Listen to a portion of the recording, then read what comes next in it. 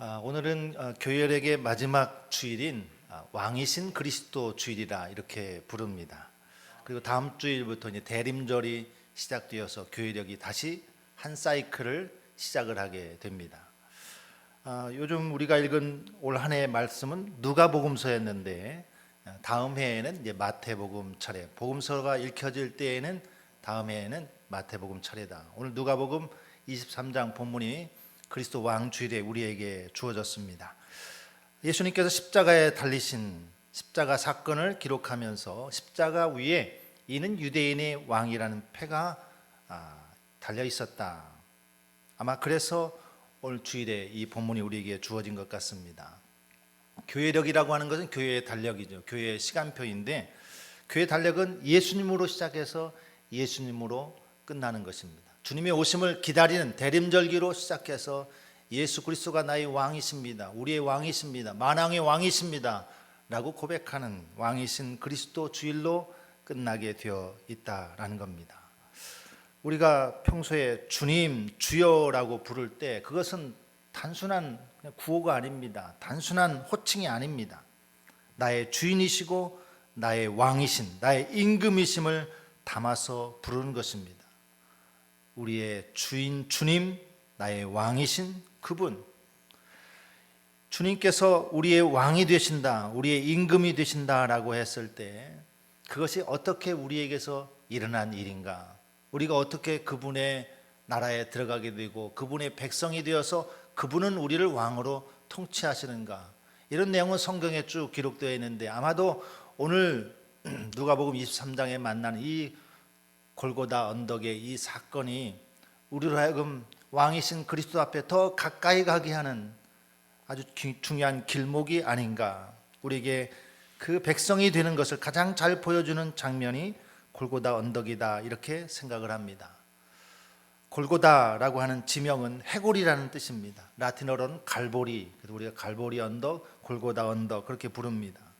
오늘 그곳에 보이는 것은 당시에 로마의 끔찍한 사형틀이었던 십자가였습니다. 십자가를 매달아서 거기에 사람을 달게 사형을 집행하는 그 장소가 골고다 갈보리였습니다. 그 자리에 오늘은 채찍이 난무하고 조롱하는 소리가 끊이지 않습니다. 예수님을 매달았던 그 십자가 위에는 이는 유대인의 왕이다 이렇게 쓰여 있는데 우리가 왕을, 대통령을, 우리가 임금을 대할 때에는 고개 들기도 부담스러울 정도로 그 앞에서 우러러보는 것이 마땅한데 오늘 십자가에 달리신 이는 유대인의 왕이라 그렇게 조롱했던 예수님의 모습은 감히 우리가 세상의 임금이나 대통령을 우러러보는 그런 우러러봄이 아니라 조롱하는 소리, 비난하는 소리, 시험하는 소리, 그런 소리들이 온갖 조롱과 멸시가 그 안에 가득했다라는 겁니다. 그러니 예수님이 왕이시라면 세상의 왕과는 너무나도 다른 것입니다. 예수님이 왕이시라면 세상의 왕과는 너무나도 큰 차이가 있다는 겁니다. 세상의 권력자들 왕은 세상이 추구하는 것은 또 성공이고 잘되고 큰 것이고 가지는 것이고 그런데 오늘 그분은 아주 초라하게 매를 맞으면서 십자가에 달려서 돌아가고 있다라는 겁니다. 오늘 이 십자가의 골고다 언덕에 이 조롱과 멸시가 난무하는 곳에 그분의 왕되심을 거부하고 예수님에 대한 시험과 도전이 있다는 것을 우리는 눈치채야 됩니다. 예수님께서 공생애를 시작하시기 전에 광야에서 40일 동안 금식하시며 기도하셨습니다. 공생애의 준비를 위해서 예수님 당신 사역을 준비를 위해서 40년 광야 기도 시간을 갖습니다. 근데 그 광야 금식의 기도 시간 뒤에 찾아온 것은 사탄의 시험이었습니다. 세 가지 시험이었습니다. 네가 하나님의 아들이냐? 네가 하나님의 아들이라면 이 돌덩이를 떡덩이가 되게 해라. 높은 곳에서 뛰어내리라. 그러면 하나님이 그 아들을 바쳐준다고 했는데 뛰어내려라. 온 천하 만국을 보여주면서 나에게 경배해라, 절해라.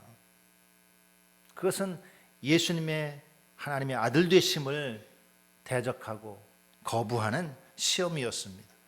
예수님께서 이 공생애를 시작하시기 전에 이 세 가지 시험을 말씀으로 이기셨던 것을 우리는 기억을 합니다. 예수님의 공생의 오늘 마지막 사역은 당신의 사명을 다 감당하시고 십자가를 지시는 일이었습니다. 그 십자가 사건에서도 역시 마찬가지로 세 번의 도전과 시험이 있음을 우리는 알 수가 있습니다. 35절 이하에 보면 백성은 서서 구경하는데 관리들은 비웃어 이르되 저가 남을 구원하였으니 만일 하나님이 택하신 자 그리스도이면 자신도 구원할지어다. 관리들이 예수님에 대해서 도전합니다. 네가 하나님의 아들이라 택하신 자 그리스도 구원자라면 자신을 구원해라. 이런 비난이고 이런 시험이었습니다. 37절에 보니까 군인들도 희롱하면서 나와 신포도주를 주며 이르되 네가 만일 유대인의 왕이면 네가 너를 구원하라 하더라. 십자가를 집행하고 있는 이 사형을 집행하고 있는 군인들도 예수님을 조롱했습니다. 네가 만일 유대인의 왕이면 네가 너를 구원하라. 39절 이하에 보니까 달린 행악자 중 하나는 비방하여 이르되 네가 그리스도가 아니냐 너와 우리를 구원하라. 심지어 같이 십자가에 달린 두 명의 강도 행악자가 있는데 그 중에 한 사람도 예수님을 시험합니다. 네가 그리스도가 아니냐, 네가 왕이 아니냐, 네가 우리를 구원해라. 예수님이 공생의 시작 전에 세 가지 시험을 광야에서 받으셨다면 예수님이 공생의 마무리하면서 십자가 위에서 세 가지 도전을 받고 있습니다. 정말 당신이 하나님의 아들이냐? 정말 내가 왕이냐? 이 광야의 시험처럼 골고다 십자가의 세 가지 도전 앞에서 예수님의 왕되심을 거부하고 부정하려고 합니다. 예수님을 하나님의 아들로 인정하는 것이, 예수님을 나의 왕으로 인정하는 것이 그러니까 결코 쉬운 일이 아니다. 우연히 그냥 된 것이 아니다. 광야 시험도 어려우셨지만 십자가에서 죽음을 앞두고 이렇게 조롱하며 반문하는 그들의 질문이 예수님이 그저 단순하게 우리의 왕입니다라고 쉽게 말할 수 있는 그런 고백과 그런 상황은 아니었다는 것을 우리에게 보여주고 있습니다. 그런데 오늘 그 자리에서 놀라운 일이 발생하죠. 예수님을 제대로 알아본 사람, 쳐다본 사람이 등장하는 것입니다. 예수님과 같이 십자가에 달렸던 두 번째 등장하는 행악자, 이 행악자가 십자가의 예수님을 제대로 바라보고 알아보고 고백했습니다. 아니 도대체 두 강도 중에 이 한 강도, 이 행악자는 어떻게 예수님에 대해서 이런 고백을 할 수 있었을까? 관리들이 조롱했습니다. 군인들이 조롱했습니다. 거기다가 더 최악인 것은 지금 죄수의 몸으로 십자가에 달려 죽으려고 같이 매달린 그 행악자 중에 하나가 예수님을 조롱했다라는 겁니다. 네가 그리스도가 아니냐, 우리를 구원해라. 그리스도가 이렇게 조롱받고 구원한다는 것이 이렇게 조롱받는 일입니까? 그런데 조롱을 받습니다. 그때 그 두 번째 행악자가 조롱하고 있는 그 한 강도를 꾸짖으면서 말합니다. 네가 동일한 정죄를 받고서도 하나님을 두려워하지 아니하느냐? 우리는 우리가 행한 일에 상당한 보응을 받는 것은 이에 당연하거니와 이 사람이 행한 것은 옳지 않은 것이 없다 하느니라. 그리고 예수님을 향해서 이렇게 요청을 합니다. 예수여, 당신의 나라에 임하실 때 나를 기억하소서. 아니 도대체 이 강도는, 이 행악자는 뭘 본 겁니까? 당신의 나라에 임하실 때 나를 기억하소서. 예수가 누구인지, 당신의 나라, 예수의 나라가 임한다는 것이 무엇인지, 왜 나를 기억해야 되는지, 내가 그 나라에 왜 들어가야 되는지, 이 두 번째 행악자는 아주 정확하게 고백하고 표현하고 있다는 것입니다. 당신의 나라에 임하실 때 나를 기억하소서. 왕정시대 왕이 통치한다는 것은 보통 세 가지가 있어야 됩니다. 하나는 나라죠. 나라가 있어야 되고, 두 번째는 백성이 있어야 되고, 세 번째는 왕권, 왕의 통치권이 있어야 됩니다. 당신의 나라에 임하실 때 나를 기억해서 당신의 나라에 내가 백성이 되어서 당신의 통치하심을 받는, 당신은 나의 왕이 되어 주십시오라고 하는 그 고백이 아니겠습니까? 이 두 번째 행악자에게 이 놀라운 고백이 임하게 된 이유가 무엇이었을까? 그 옆에 있는 강도는, 다른 데서는 강도라고 하고 누가 보면 행악자라고 하는데 뭐 번갈아 쓰겠습니다. 어떤 이 행악자 강도는, 한 사람은 예수님을 비난했습니다. 십자가에 죽어가면서도 뭘 그렇게까지 할 일이 무엇일까? 자기 이제 죽음이 얼마 남지 않았는데 굳이 그 시간까지 비난하면서 갈까? 근데 사람의, 인간의 본성은 그렇습니다. 내가 지금 죽을 시간인데도 누군가를 비난하면서 꼬투리 잡으면서 가는 게 참 인간의 인생의 모습이다. 그 한 강도는 예수님을 향해서 네가 그리스도가 아니냐? 또 우리 좀 한번 십자가에서 내려오게 해봐라. 우리를 구원해봐라. 그렇게 조롱을 했습니다. 이 행악자는 우리는 죄값 치는 거지만 이 사람은 죄가 없다. 그렇게 말했을 때에 그러면 우리는 죄값 치르는 거야. 자기 죄를 인정했기 때문에 이 사람이 구원에 임한 것인가? 물론 그렇게 볼 수도 있습니다. 근데 우리가 더 주의해서 보면은 사실은 33절 34절에 그 이유가 있다라고 저는 생각합니다. 해골이라는 곳에 이르러 거기서 예수를 십자가에 못 박고 두 행악자도 그렇게 하니 하나는 우편에 하나는 좌편에 있더라. 이에 예수께서 이르시되 아버지 저들을 사하여 주옵소서 자기들이 하는 것을 알지 못함이니이다 하시더라. 한 강도, 한 행악자는 십자가에 달려서도 자기가 할 수 있는 거 비난하고 네가 그리스도냐 우리를 구원해라, 그 비난의 말을 쏟아내는데 예수님이 십자가에 달려서 예수님도 아무것도 할 수 없습니다. 움직일 수 없습니다. 그런데 그분은 그 자리에서 뭘 했습니까? 기도하고 있습니다.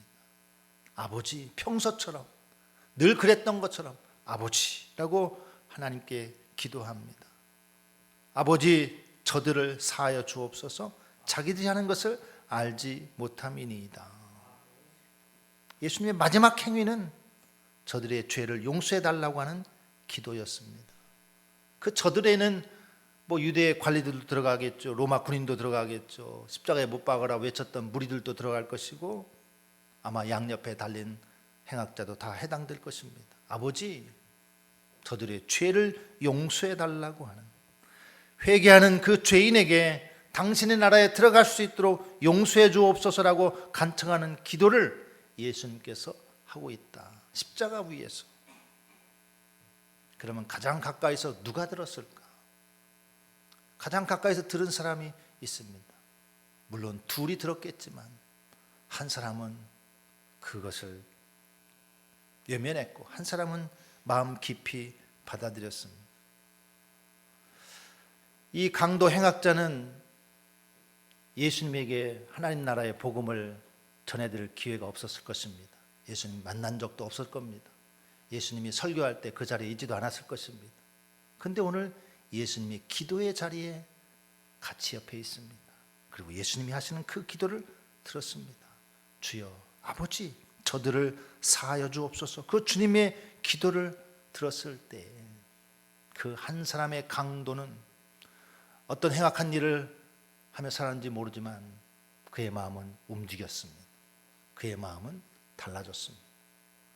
여전히 예수를 향해서 조롱했던 다른 한편의 강도와 다르게 이 강도는 자기의 마음에 뭔가 울컥하는 게 있었습니다. 아버지 저들의 죄를 용서해 주옵소서. 그 기도를 듣고는 내가 죄인이구나. 내가 죄인이구나. 같은 죄를 짓고도 첫 번째 죄수는 자신을 향해서 죄인임을 알지도 못하고 예수를 비난했지만 이 강도, 이 행악자는 아버지의 저의 죄를 용서해 주옵소서 하는 그 주님의 기도를 듣고 이분이 십자가에 죽으면서 우리가 똑같이 지금 죽을 위기에 있으면서 왜 저런 기도를 할까? 그리고 자기 자신을 돌아보지 않았을까? 내가 죄인이구나.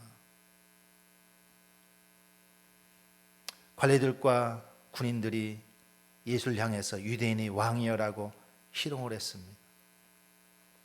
여러분 우리가 누가복음 본문 읽어보면 그 자리에서 그 어느 누구도 예수님을 예수라고 부른 사람이 아무도 없다는 것에 놀랄 겁니다. 예수님의 이름은 예수님이죠. 그런데 아무도 예수를 예수라고 부르지 않습니다. 유대인의 왕이라고 하거나 그라고 하거나 그렇게 말합니다.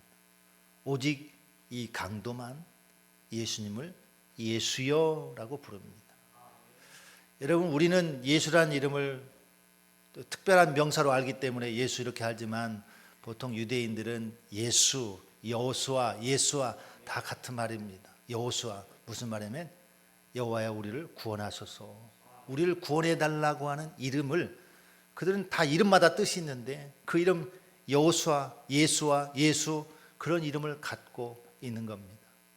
예수님께서 아버지 저들의 죄를 사하여 주옵소서라고 기도할 때 마침 옆에서 들었던 그 한 사람은 자신의 무지, 자신의 죄에 대해서 알게 되었고, 아, 이분이 예수, 우리를 죄에서 구원해 주신 분이라고 하는 그 이름 때문에 그는 다시 한번 자신을 돌아보고 예수를 바라보았던 것은 아닐까. 예수라는 이름은 마태복음 1장 21절에 아들을 낳으리니 이름을 예수라라, 이는 그가 자기 백성을 그들의 죄에서 구원할 자이십니다. 우리의 죄에서 건지시고 구원하시는 그 이름이 예수인데, 그 골고다에서 아무도 예수를 예수라 부르지 않는데 이 행악자, 두 번째 행악자는 예수여 예수여 당신의 나이 마실 때 나를 기억하소서라고 말하고 있다는 것입니다.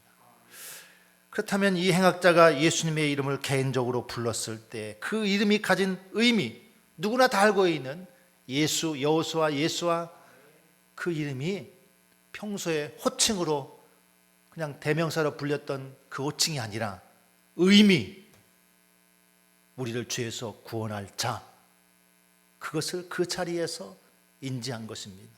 이것을 우리가 말씀이 부딪혔다라고 말한 겁니다. 그 순간 하나님께서 그에게 은혜를 주셨다, 성령이 조명하셨다, 이렇게 말할 수 있는 겁니다. 평소에 똑같이 듣는 말씀이지만 어느 날 우리에게 은혜가 된다거나 가슴이 뜨거워진다거나 마음이 열리게 된다, 그것은 우리에게 은혜가 임한 증거인데, 어떤 설명이 없어서 우리는 알 수 없지만 그가 왜 예수여 당신 나라 임하실 때 나를 기억하소서라고 했을까? 그래서 그 실마리를 우리는 예수님의 기도에서 찾을 수 있고 예수님의 그 이름에서 찾을 수 있지 않을까. 예수여, 그 이름을 부를 때 그가 자기 백성을 그들의 죄에서 구원할 자이심이라 그 이름대로 자기 백성을 가지는, 그러니까 왕이죠. 자기 백성을 다스리는 왕이죠. 그러니까 이 행악자의 고백은 당신의 나라에 임하실 때에 그 왕권을 가진 예수, 자기 백성을 죄에서 구원할 자, 그 백성을 구원하는 그분이 그의 나라에서 통치권을 행할 때 나를 기억하시고 나를 불쌍히 여기시고 나를 그 나라의 백성으로 삼아달라고 하는 그런 간청이 아니겠습니까? 지금 골고다 언덕에 십자가에 달려서 무엇이 보이겠습니까? 죽음밖에 이제 기다리는 것이 없습니다. 아무것도 보이지 않습니다. 무슨 소망도 없습니다. 그런데 그곳에서 이 한편의 행악자는 놀라운 하나님의 구원하심의 역사를 발견하게 되고, 그 짧은 순간에, 그게 몇 시간이겠습니까? 그 짧은 순간에 온전한 고백, 예수여, 자기 백성을 그들의 죄에서 구원할 자, 그 이름을 가진 예수여, 당신의 나라에 임하실 때 나를 기억하소서. 이곳에서 이 행악자는 예수님을 자신의 왕으로 고백하고 있다는 것입니다. 여러분, 오늘 주님께서 이 행악자에게 오늘 네가 나와 함께 낙원에 있으리라, 이 말씀을 하십니다. 이 행악자가 평소에도 범죄를 저질렀으니까 얼마나 나쁜 사람입니까? 지금 십자가에 달려서 이제 죽으면 끝인데, 십자가에 내려가서 풀려난다고 해서 뭐 나가서 착한 일 하며 언제 살겠습니까? 그래서 구원이 선물로 주어진 건 아니잖아요. 너무나 분명하잖아요. 뭐 행위가 있어서, 무슨 착한 동기 때문에, 무엇 때문에가 아니라, 그 구원은 철저한 하나님의 은혜라는 것입니다. 하나님의 은혜. 제가 누가복음 1장 77절 78절 이하의 자막을 말씀을 한번 띄워주시기 바랍니다. 누가복음 1장 맨 뒤에 있습니다. 네, 저게 이제 예수님이 이 땅에 오시고 누가복음 1장에 보면은 세례 요한이 잉태하게 되죠. 그래서 그 부친 사가랴의 축복의 노래가 나오는데 이렇게 말합니다. 주의 백성에게 그 죄 사함으로 말미암아 구원을 알게 하리니 이는 우리 하나님의 긍휼로 인함이라. 이로써 돋는 해가 위로부터 우리에게 임하여 어둠과 죽음의 그늘에 앉은 자에게 비치고 우리 발을 평강의 길로 인도하시리로다 하니라. 그러니까 예수님께서 계속 띄워주십시오. 예수님께서 이 땅에 오실 때 예수님의 길을 준비했던 세례 요한을 잉태하면서 그의 부친이 뭐라고 이렇게 그분이 오실 메시아에 대해서 이야기하는 겁니다. 그런데 그분은 어떤 분이냐? 주의 백성에게 그 죄 사함으로 말미암아 주는 구원을 알게 하는 것. 죄 용서함으로 말미암아 얻게 되는 구원을 알게 하리니 이것은 우리의 어떤 행위나 우리의 도덕이나 그것이 아니라 이는 우리 하나님의 긍휼로 인함이라. 하나님의 긍휼하심으로 인함이라. 이로써 돋는 해가 위로부터 우리에게 임하여 어둠과 죽음의 그늘에 앉아있는 자에게 비치고. 그날 그 골고다 언덕은요 캄캄해지고 어둠이 임하는 곳입니다. 그곳에 하나님의 광명의 빛이 비춥니다. 그들은 십자가에 매달려서 두 다리가 나무에 매달려서 땅에서 붕 떠 있습니다. 그런데 뭐라고 얘기합니까? 우리 발을 평강의 길로 인도하시리로다. 이것이 하나님이 낙원으로 이끄는, 네가 오늘 나와 함께 낙원에 있으리라고 하신 그 주님의 말씀을 이루게 하는 말씀입니다. 그 어둠에 아무것도 기대할 것 없고 아무것도 볼 수 없는 그 십자가에 달린 그 사람에게 어떻게 구원이 임하는가? 당신의 나라에 임하실 때 나를 기억하소서, 나를 불쌍히 여기소서, 나를 긍휼히 여기소서, 이렇게 말하는 그 죄 용서함의 은혜가 이는 우리 하나님의 긍휼로 인함이라. 하나님이 위로부터 돋는 해를 비추어서 그 어두운 가운데 있는 자에게 구원의 빛을 비추고 십자가에 매달려서 발이 동동 떠 있는 자에게 그게 아니다, 우리 발을 평강의 길로 에덴으로 낙원으로 인도하는 그 길을 열어주신다. 이것을 메시아 오시는 그분에 대한 노래로 이 사가랴가 하고 있다는 것입니다. 오늘 네가 나와 함께 낙원에 있으리라. 이 주님의 말씀은, 그러니까 이 행악자가 아무런 선을 행하지 않았음에도 구원을 선물로 주셨다. 아버지, 저들의 죄를 사하여 주옵소서. 예수님의 그 중보 기도를 아멘으로 받았던 그 한 강도, 그 한 사람에게 하나님의 구원하심의 긍휼하심의 은혜가 임하였다. 그러니 십자가에 달려 죽어도 그 어떤 어둠과 그 어떤 죽음의 그늘에 앉은 자에게도 하나님은 구원의 빛을 비추시는 분이고 그의 발을 평강의 길로 인도하신 분이라. 네가 오늘 나와 함께 낙원에 있으리라. 이 놀라운 은혜의 말씀이 이 강도에게 주어졌다라는 것입니다. 골고다는 해골의 언덕입니다. 이 어둡고 슬픈 곳에서 우리는 이 한 강도가 바라보았던 우리 주님을 바라볼 수 있어야 됩니다. 주님의 십자가를 바라볼 수 있어야 됩니다. 그분이 나의 구원자이시고 그분이 나의 왕이심을 고백할 줄 알아야 됩니다. 네가 오늘 나와 함께 낙원에 있으리라. 이 말은 오늘이라고 하는 하루 24시간이 아니라 하나님이 우리 가운데 구원을 베푸시고 은혜를 베푸신 그 특별한 시간, 하나님의 카이로스라고 하는 질적인 시간, 하나님의 구원이 나에게 들어오는 시간, 그 시간을 이 한 강도는 붙잡았고 이 한 강도는 그날 주님과 함께 당신의 나라에 들어가게 되었던 것을 믿으시기 바랍니다. 사랑하는 여러분, 하나님의 나라는 이미 시작되었습니다. 예수님의 통치가 내 안에 이루어질 때 그분의 백성이 되고 우리는 그의 백성이 되고 그분은 나의 왕이 되십니다. 우리가 1년 또 하루 24시간 1년 365일 살아갈 때 어떤 마음의 자세, 어떤 다스림을 받고 사느냐는 참 중요한 것 같습니다. 수량적으로 주어진 이 모든 시간들이 나의 시간들이 아니고 특별히 나를 위해서 이 땅에 오셔서 구원의 은혜를 베푸신 그 주님을 나의 왕이십니다라고 고백했을 때 우리는 그분의 통치 안에, 다스림 안에 들어가게 되는데, 그 시간의 다짐 속에서 우리가 어떤 자세를 취하며 살 것인가는 참 중요하다. 우리 한 강도의 이야기는 우리를 그 현장으로 초청하는 것 같습니다.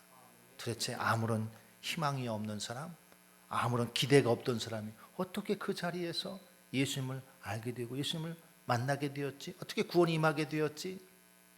생각할수록 신기한 일입니다. 그런데 이 모든 것은 사실 우리를 사랑하사, 우리를 너무나 사랑하시고 하나님이 세상을 이처럼 사랑하사 그 독생자를 우리에게 주신 하나님의 사랑하심에 있고, 그 예수 그리스도를 만나 그분에게 내 모든 것을 다 내어드리고 고백하는 사랑하는 주의 모든 자녀들에게 값없이 주시는 하나님의 은혜였음을 우리가 기억하길 원합니다. 우린 이미 주님을 나의 주님으로 고백하며 나의 왕으로 고백하며 살고 있습니다. 행여 우리가 이 한 강도만도 못하게 살아갈 수 있다면 저는 그거는 온당치 않다고 생각합니다. 우리는 이미 너무나 감사하고 감사한 하나님의 자녀가 된 은혜를 입었습니다. 이제 우리가 그분의 다스림 안에, 통치 안에 들어가서 예수님 한 분 때문에 만족하고, 예수님 때문에 이 흑암 같은, 이 어둠 같은, 이 그늘 같은 세상, 이 골고다 같은 세상이 예수님 때문에 낙원으로 바뀔 수 있고, 예수님 한 분 때문에 만족하며 눈물 흘리고 감사가 넘치고 살아갈 수 있다면 그분이 나를 다스리는 증거가 되는 겁니다. 예수님이 내 안에 들어와서 나를 다스리고 나를 통치하시는 근거가 되는 것입니다. 그분의 통치하심에 들어갈 때 우리는 이 불합리한 세상도, 이 말이 안 되는 현실 속에서도 믿음이 잃지 않고 감사로 살아갈 수 있다. 이 한 강도를 바라보자. 우리도 그렇게 기도하자. 주님, 우리를 기억해 주옵소서. 우리를 불쌍히 여겨 주옵소서. 우리를 긍휼히 여겨 주옵소서. 우리가 주님의 나라에, 주님의 통치 아래 들어가길 원합니다. 이 고백으로 매일 매 시간 살아가시는 여러분 되시기를 예수님의 이름으로 축원합니다.